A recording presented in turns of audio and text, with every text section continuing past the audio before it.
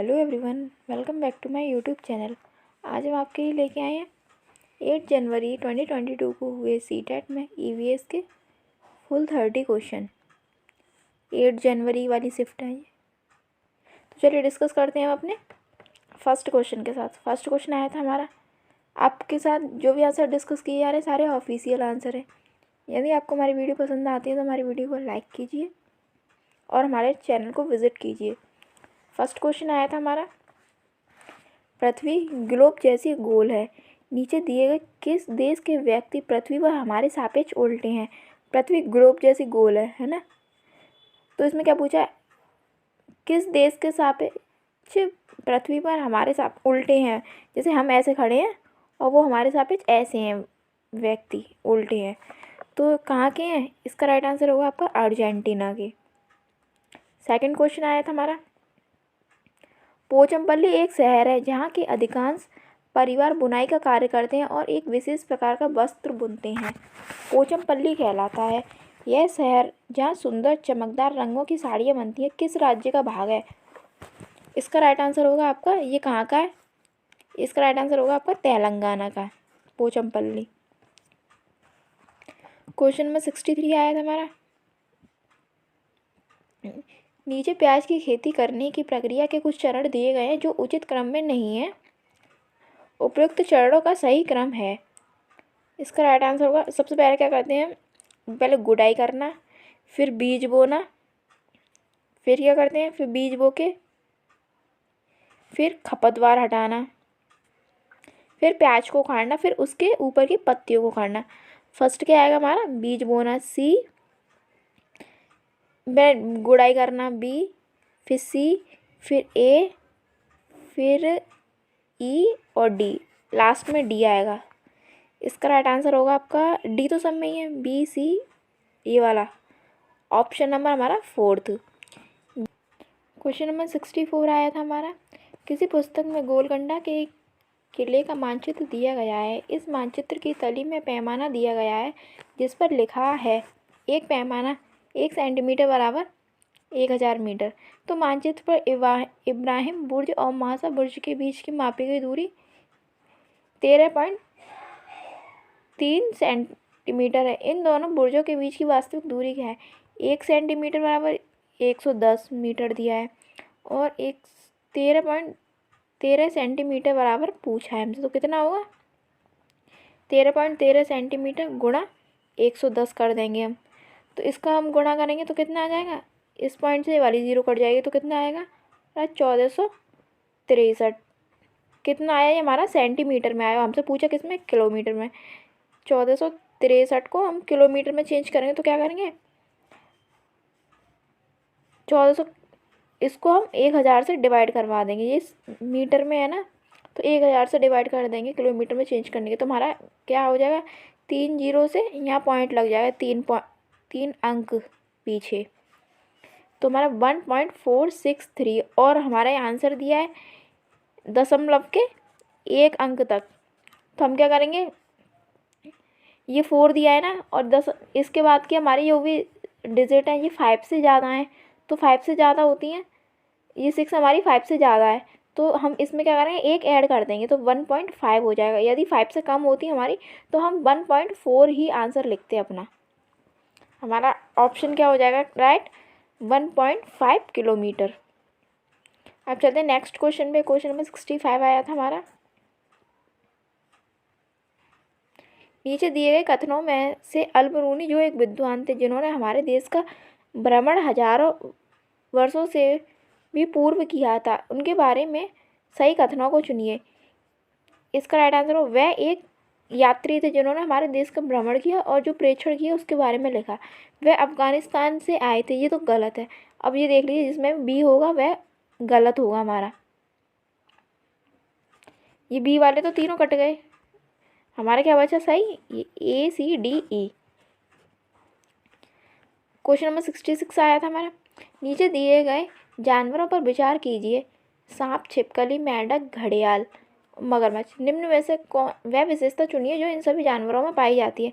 इन सभी जानवरों में क्या पाई जाती है, ये सभी अंडे देते हैं और ये सांप और छिपकली होती हैं। सांप और छिपकली ये सरीसृप उसके होते हैं, सरीसृप के वर्ग के होते हैं ये, सांप और छिपकली। क्वेश्चन नंबर 67 आया था हमारा, यदि आप अहमदाबाद गुजरात में स्थित हैं और भारत के मानचित्र पर अहमदाबाद और दिल्ली के बीच कोई सरल रेखा खींचते हैं तो अहमदाबाद से दिल्ली की दिशा क्या होगी? इसका राइट आंसर हो जाएगा आपका उत्तर पूर्व दिशा होगी।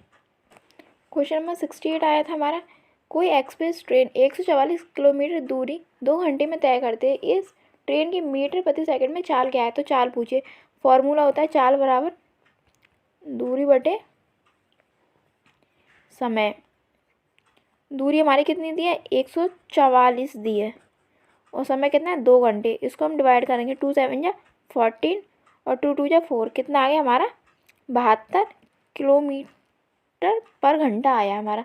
हमको किस में चेंज करना है? मीटर पर सेकंड में आंसर दिया है, तो मीटर पर सेकंड में आंसर के लिए चेंज करने के लिए क्या करेंगे? 5/18 का मल्टीप्लाई कर देंगे, तो 18 4 से कितना होता है हमारा? 72 और 4 5 से कितना आ जाएगा हमारा? 20 मीटर पर सेकंड आ गया। ऑप्शन नंबर हमारा सेकंड सही हो जाएगा।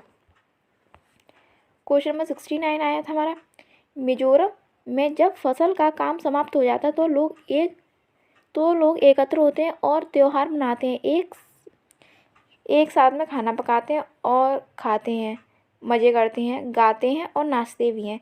उनके विशेष नाच का क्या नाम है? इस नाच का क्या नाम है? चेराव नृत्य, जो कि मिजोरम का है। और आपसे किसी शिफ्ट में ये भी पूछा गया था कि मिजोरम का नृत्य कौन सा है? मिजोरम का है चेराव। मैं आपको इस वीडियो को एंड में एक डांस की जिसमें नृत्य और उनसे संबंधित उनके राज्य लिखे होंगे, प्रदेश राज्य लिखे होंगे, वो प्रोवाइड करा दूँगी वीडियो के लास्ट में, तो आप उनको देख लीजिएगा, ठीक है। चलते हैं नेक्स्ट क्वेश्चन पे। क्वेश्चन नंबर 70 आया था हमारा, पक्षियों की एक प्रजाति ऐसी है जिसका नर पक्षी सुंदर सुंदर घोंसले बुनता है। मादा पक्षी उन सभी घोंसलों को देखती है और वह उसे चुनती है जो उसे सबसे अच्छा लगता है और उसी में अंडे देती है। ऐसे पक्षियों की इस प्रजाति का क्या नाम है? इसका राइट आंसर होगा आपका बीवर पक्षी। ये वाला क्वेश्चन इससे जो पहले शिफ्ट वाला पेपर कराया था उसमें भी आया था। नेक्स्ट क्वेश्चन नंबर 71 आया था हमारा, भारत में केंद्र शासित प्रदेशों की संख्या कितनी है? केंद्र शासित मतलब यूनियन टेरिटरीज कितनी है? ये वाले क्वेश्चन का सभी को कॉमन नंबर मिला था, सभी को 1 नंबर कॉमन, क्योंकि इसमें ना हमारा ऑप्शन से सारे ऑप्शन गलत दिए हैं। इसका राइट आंसर होगा आपका 8 है हमारे केंद्र शासित प्रदेश, यूनियन टेरिटरीज। हमारा क्वेश्चन नंबर 72 आया था, नीचे दिए गए जीव क्रमशः जंतुओं के किस वर्ग में आते हैं? छिपकली, चमगादड़, कलचिड़ी और भिक्षु। अभी मैंने बताया था छिपकली कौन से उसमें आती है, तो इसका राइट आंसर होगा आपका छिपकली तो सरीसृप में आती है, और चमगादड़ क्या है? स्तनधारी, और कलचिड़ी पक्षी है और बिच्छू कीट है। इसका राइट आंसर होगा ऑप्शन नंबर 4। क्वेश्चन नंबर 73 आया था हमारा, आर्यनाथ एक सपेरा है, जब वह अपना वाद्य यंत्र बजाता है तो सांप उसकी ध्वनि पर अपना सिर इधर उधर घुमाता है। सांप के वाद्य यंत्र बीन पर अनुक्रिया करने का क्या कारण है? इसका राइट आंसर होगा आपका ऑप्शन नंबर 4, बीन द्वारा उत्पन्न कंपनों का जमीन से होकर संचरण। सांप के वैसे कान नहीं होते हैं, उसको वाइब्रेट जो ज़मीन से होकर जो वाइब्रेशन जा रहा है उससे वो अपनी गर्दन घुमाता है और उससे निकल के आते हैं सांप। क्वेश्चन नंबर 74 आया था हमारा, 2 छात्राओं एक्स और वाई की क्लिनिक विकृति रिपोर्ट के अनुसार है। एक्स की आयु 12 वर्ष, वो स्त्री हीमोग्लोबिन दिया है इतना, और वाई की आयु 10 वर्ष, स्त्री हीमोग्लोबिन इतना है। इन रिपोर्टों के आधार पर यह निष्कर्ष निकाला जा सकता है कि किसमें रक्त की कमी है, मतलब इसका ये पूछा है। इसका राइट आंसर होगा आपका ऑप्शन नंबर 1, एक्स रक्त क्षीणता की रोगी है जबकि वाई नहीं। इसमें हीमोग्लोबिन इसमें कम है और इसका सही है। क्वेश्चन नंबर 75 आया था हमारा, इनमें मिलान करवाया था असम, लद्दाख, मनाली और उनके ये स्थान दिए और इसमें सामान्य घर दिए। असम में घर कैसे बने होते हैं? मजबूत बांस और ढालू छतें होती हैं, या लकड़ी के बने होते हैं, मिट्टी के या पत्थर के। असम में बने होते हैं मजबूत बांस और ढालू के। इसमें A का 5 किस में दिया है? A का 5 तो सब में ही दिया है हमारा। अब देखते हैं B। इसका लद्दाख में कैसे होते हैं? पत्थर के बने होते हैं फर्श और छतें लकड़ी की बनी होती हैं। B का सेकंड किस में दिया है? B का सेकंड भी 2 में दिया है हमारा। और मनाली में देखते हैं मनाली के कैसे होते हैं। मनाली के कैसे? इनकी भी पत्थर और लकड़ी के बने होते हैं, ढालू छतें होती हैं। तो हमारा ऑप्शन हो जाएगा C का 4th किस में दिया है? ऑप्शन नंबर 1 में। और D का 3rd हो जाएगा। राजस्थान में मिट्टी के घर, कटीली झाड़ियों की छतें बनी होती हैं इनकी। क्वेश्चन नंबर 76 आया था हमारा, एक दूसरे देश से एक नया छात्र आपकी कक्षा में शामिल होता है जिसमें मुख्य रूप से स्थानीय छात्र शामिल हैं। आप इसे छात्रों को विविधता का महत्व सिखाने और समावेशन का निर्माण करने के अवसर के रूप में उपयोग करना चाहते हैं।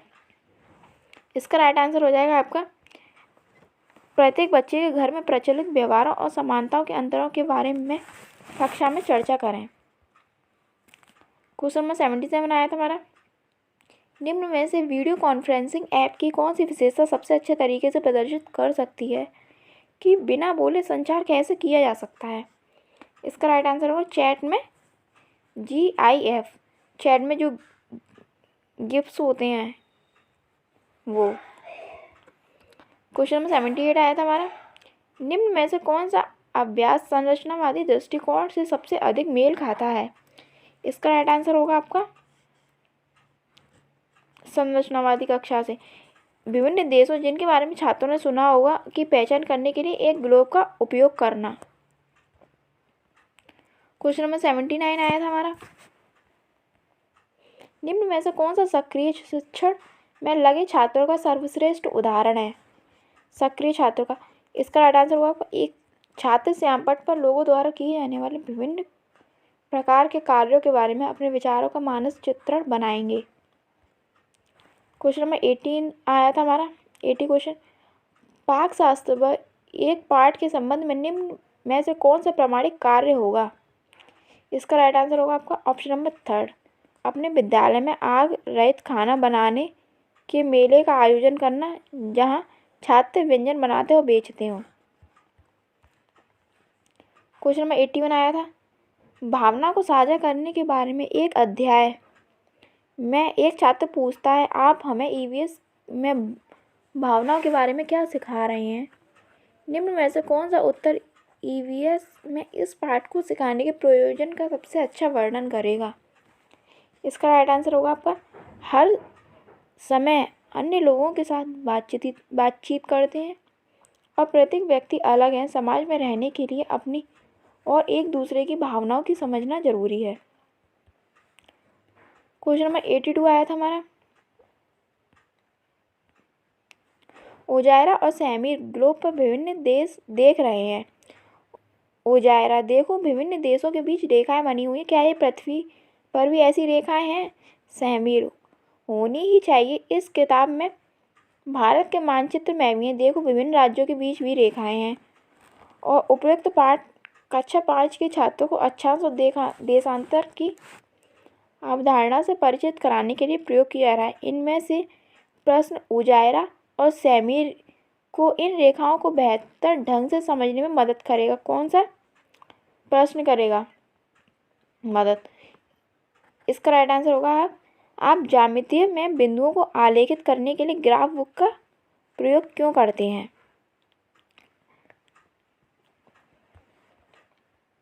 क्वेश्चन नंबर 83 आया था हमारा, निम्न में से कौन सा शैक्षिक उद्देश्य ऐतिहासिक स्मारक विशेष के लिए विशिष्ट मापने योग्य और प्राप्त है? इसका राइट आंसर होगा आपका ऑप्शन नंबर 3, छात्र गोलकुंडा किले के निर्माण में प्रयुक्त विभिन्न सामग्रियों को उनके उद्देश्य के आधार पर वर्गीकृत करेंगे। क्वेश्चन नंबर 84 आया था हमारा, आप आगामी प्रदर्शनी के लिए प्रोजेक्ट बनाने हेतु अपनी कक्षा में गोंद की एक बड़ी बोतल लाए हैं ताकि छात्र प्रोजेक्ट बनाने के लिए उसका उपयोग कर सकें। आपने छात्रों को बताया है कि अगर गोंद की बोतल खाली हो गई तो नई बोतल नहीं दी जाएगी, इसलिए उन्हें गोंद का प्रयोग किफ़ायती तरीके से करना चाहिए। निम्न में से कौन सी क्रिया छात्रों को उन संसाधनों के विकल्पों पर विचार करने में मदद करेगी जो सीमित मात्रा में उपलब्ध होते हैं? इसका राइट आंसर होगा आपका अपनी परियोजनाओं पर काम करने के साथ ही छात्रों से उस विभिन्न सामग्रियों को सूचीबद्ध करने के लिए कहें जो चिपचिपी है। क्वेश्चन नंबर 85 आया था, प्रयोग के उपयोग से विशिष्ट निष्कर्ष प्राप्त करने का निम्न में से कौन सा सर्वश्रेष्ठ उदाहरण है?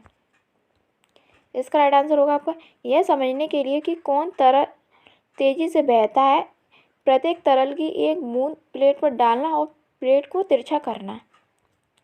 क्वेश्चन नंबर 86 आया था हमारा, ऋतुओं के विषय को प्रस्तुत करने के लिए निम्न में से कौन आकर्षक या प्रारंभिक उदाहरण के रूप में सबसे अधिक प्रासंगिक है?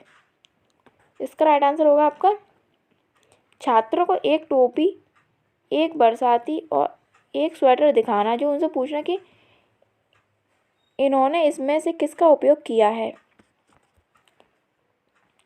क्वेश्चन में 87 आया था, अधिगम उद्देश्य छात्र संचारी बनाम गैर संचारी रोगों की अवधारणा को लागू करने में सक्षम होंगे। निम्न में से कौन सा मूल्यांकन इस अध्ययन के उद्देश्य का सर्वोत्तम परीक्षण करता है? इसका राइट आंसर होगा हम कोविड के प्रसार को रोकने के लिए मास्क का उपयोग करते हैं, लेकिन मधुमेह के प्रसार को रोकने के लिए क्यों नहीं? तो सही बात है। क्वेश्चन में 88 आया था हमारा, एक शिक्षिका अपने छात्रों को विभिन्न विश्व धरोहर स्थलों के बारे में सिखाने और उनकी वास्तुकला, ऐतिहासिक पृष्ठभूमि आदि को बेहतर ढंग से समझने के लिए प्रौद्योगिकी का उपयोग करना चाहती है। इसका राइट आंसर होगा आपका ऑप्शन नंबर 3 आभासी वास्तविकता। क्वेश्चन में 89 आया था हमारा, शिक्षक खाद्य परीक्षण की अवधारणा सिखाना चाहता है, निम्न में से कौन सी खाद्य सामग्री इस अवधारणा को समझाने के लिए सबसे उपयुक्त है? खाद्य परीक्षण को सिखाने चाहते हैं। इसका राइट आंसर होगा आपका, इसमें दो ऑप्शन दिए थे, इसका पापड़ और दही, दो ऑप्शन सही है इसका, नहीं चिप्स और पापड़। खाद्य संरक्षण की सामग्री। अब ये आज का हमारा लास्ट क्वेश्चन, इस सेट का लास्ट क्वेश्चन है हमारा। क्वेश्चन नंबर 90 आया था, सुश्री वैष्णवी समुदाय से प्राप्त उदाहरणों को प्रयोग करते हुए पर्यावरण में चीज़ों के अन्योन्याश्रयता का विचार सिखा रही है। निम्न में से कौन सा उदाहरण इस अवधारणा को समझने के लिए सबसे उपयुक्त है? इसका राइट आंसर होगा आपका ऑप्शन नंबर 4। आज हम आपके लेके आए हैं 10 जनवरी 2022 को हुई सीटेट में ईवीएस के फुल 30 क्वेश्चन। तो चलिए डिस्कस करते हैं हम अपने फर्स्ट क्वेश्चन के साथ। आपके साथ जो भी आंसर डिस्कस किए जा रहे हैं सारे ऑफिशियल आंसर हैं। यदि आपको हमारी वीडियो पसंद आती है तो हमारी वीडियो को लाइक कीजिए और हमारे चैनल को विजिट कीजिए।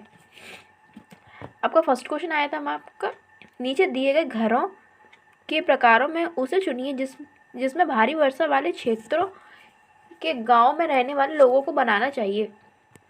इसका राइट आंसर होगा आपका सपाट छत वाले बांस के घर, ये सपाट छत वाले पत्थर या लकड़ी के घर, ये बांस के खंभों पर बने ढालू छत वाले घर, या मिट्टी और फूस के बने जिनकी ढालू छतें कटीली झाड़ियाँ बनी होती हैं। इसका राइट आंसर होगा आपका ऑप्शन नंबर 3, बांस के खंभों पर बने ढालू छत वाले घर। जहाँ बारिश अधिक होती है वहाँ ऐसे घर बनाने चाहिए बांस के खंभों पर। और सेकंड क्वेश्चन आया था, उस महिला वेट लिफ्टर का नाम क्या है जिसने अंतर्राष्ट्रीय खेल प्रतियोगिता में 29 मेडल जीते हैं? तो इसका राइट आंसर होगा आपका कर्णम मल्लेश्वरी। तो सभी को पता है आपका कर्णम मल्लेश्वरी में 29 मेडल जीते हैं अंतर्राष्ट्रीय खेलों में। और ये कहाँ की थी ये भी पूछ लेते, ये कहाँ की थी, इनका जन्म कहाँ हुआ था, ये कहाँ की निवासी थी? ये आंध्र प्रदेश की निवासी थी।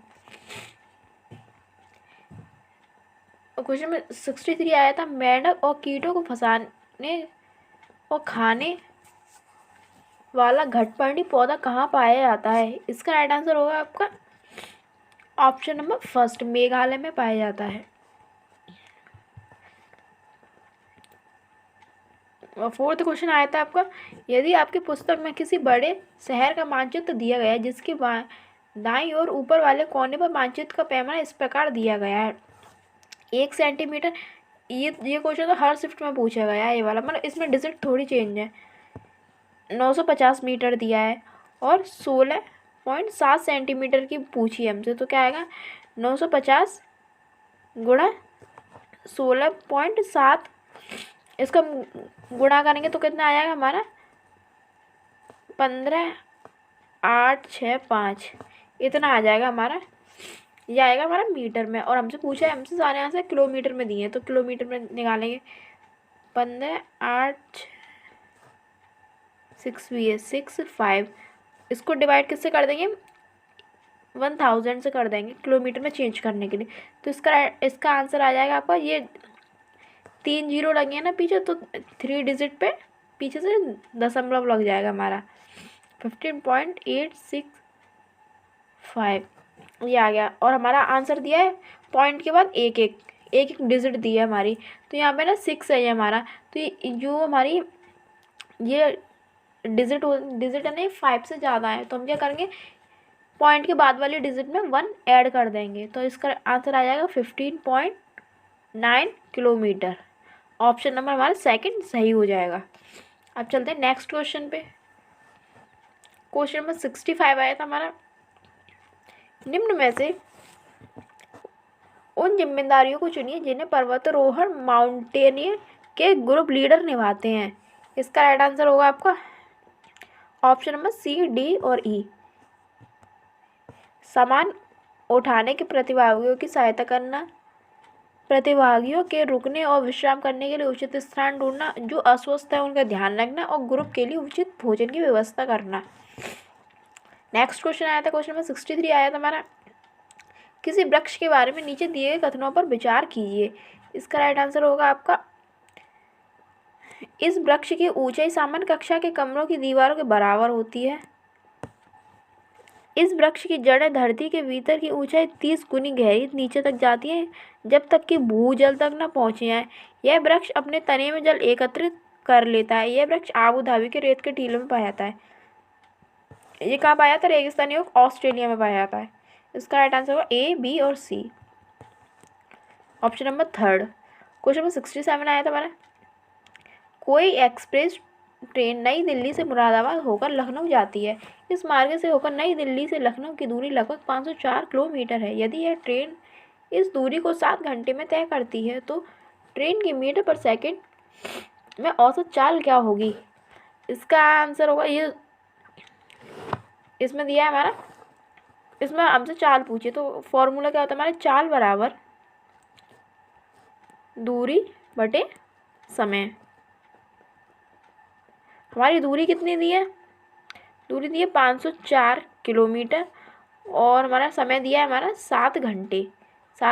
हम इसका डिवाइड करेंगे तो हमारा आ जाएगा 7 7 जो होता है हमारा 49 और इधर 1 बच जाएगा तो कितना आ जाएगा 7 2 जो 14, 72 किलोमीटर प्रति घंटा आ गया हमारा। अब हमको इसमें मीटर में चेंज करना है, 72 को मीटर में चेंज करना है, तो क्या करेंगे हम 5/18 का मल्टीप्लाई कर देंगे मीटर पर सेकंड में चेंज करने के लिए। 18 4 जो कितना होता है 72 और 4 5 जो कितना हो जाएगा 20 मीटर पर सेकंड। हमारा इसका राइट आंसर होगा आपका ऑप्शन नंबर सेकंड।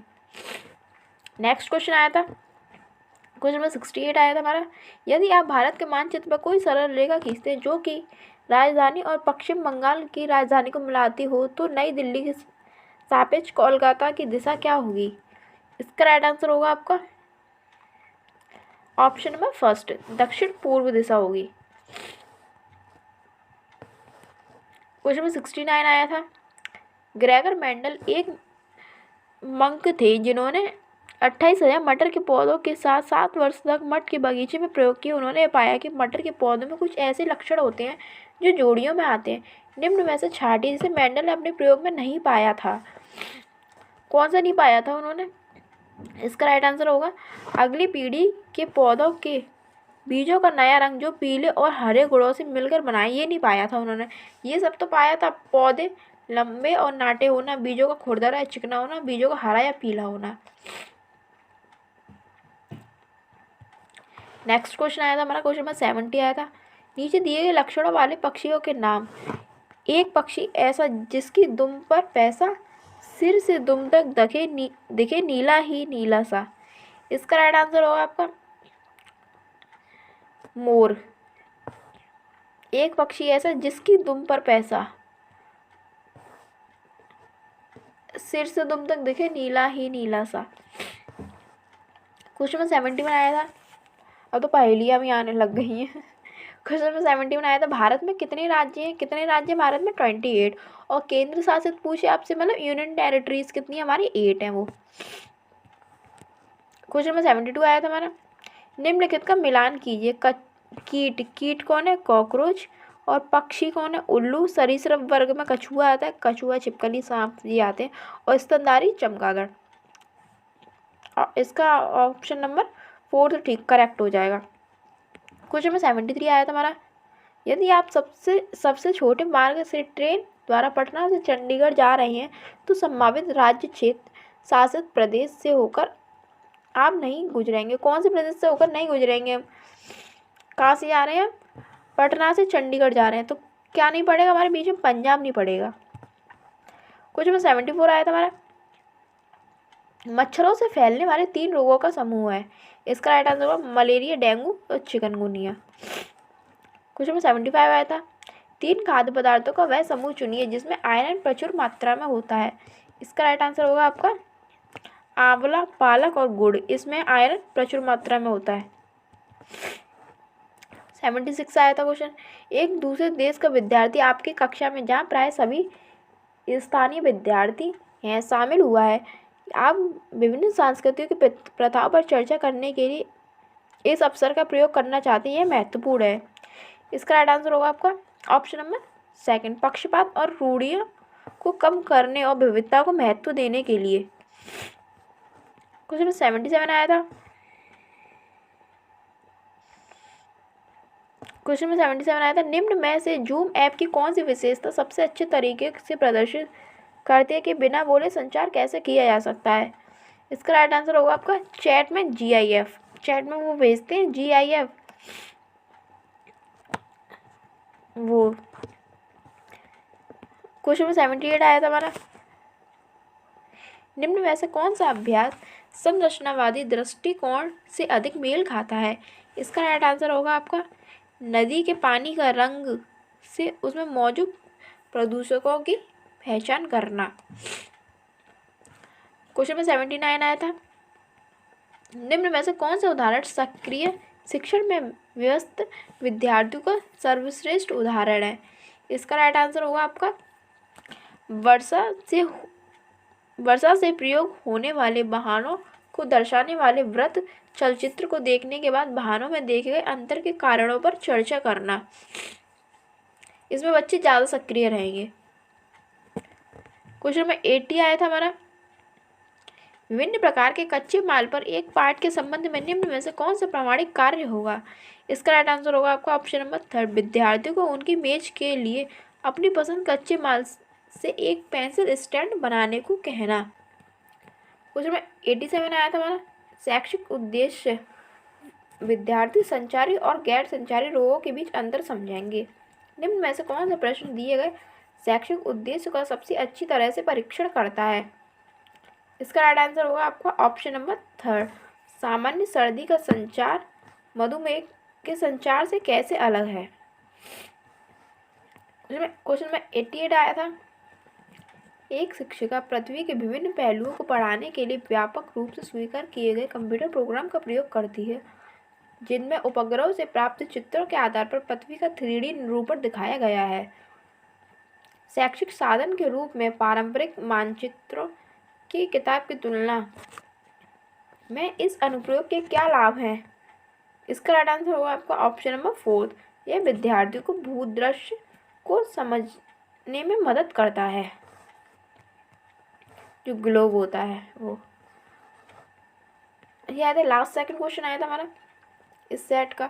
एक शिक्षक कक्षा में 2 गमलों में लगे पौधे लाती है, उनमें से एक गुलाब का और दूसरा अदरक का। इन पौधों का प्रयोग करके निम्न में से कौन सा विषय प्रस्तुत नहीं किया जा सकता? इसका राइट आंसर होगा पौधों में बीजों का स्थानांतरण, क्योंकि वो लगे हुए पेड़ है ना, तो उसमें ना बीजों का स्थानांतरण करके नहीं दिखा सकते। विविधता दिखा सकते हैं, उसके भाग दिखा सकते हैं फूल के, और उनमें अनुकूलन दिखा सकते हैं कि कौन सा कहाँ किस मतलब किस वातावरण के अकॉर्डिंग कहाँ पर सेट हो पाएगा। लास्ट क्वेश्चन आता है, श्री सुहास समुदाय के प्राप्त उदाहरणों का प्रयोग करते हुए पर्यावरण में चीजों की पारस्परिक निर्भरता का विचार सिखा रहे हैं। निम्न में से कौन सा उदाहरण इस धारणा को समझाने के लिए सबसे उपयुक्त है? इसका राइट आंसर होगा आपका चाय की दुकान। ये होगा आज के हमारे 30 क्वेश्चन। यदि आपको वीडियो पसंद आई हो तो वीडियो को लाइक कीजिए और हमारे चैनल को विजिट कीजिए। अब मिलते हैं आपसे नेक्स्ट वीडियो में। जय हिंद, जय भारत।